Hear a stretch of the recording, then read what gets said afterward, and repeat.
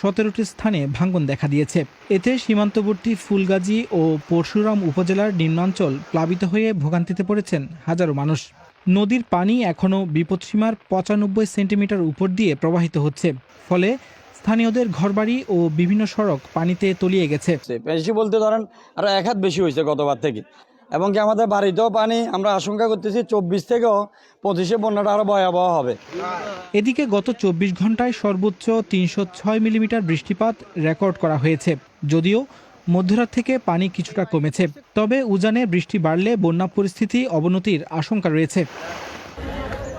গত বছর ভয়াবহ বন্যায় তলিয়ে যায় ফেনী ও কুমিল্লার বিস্তীর্ণ অঞ্চল। লাখো মানুষ পানিবন্দী হয় এবং ক্ষতিগ্রস্ত হয় বাড়িঘর।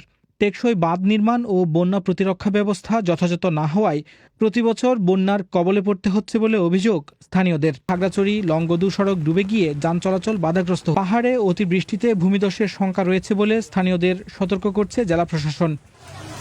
প্রাণহানি এড়াতে ঝুঁকিপূর্ণভাবে বসবাসকারীদের আশ্রয়কেন্দ্রে যাওয়ার অনুরোধ করেছে জেলা প্রশাসক।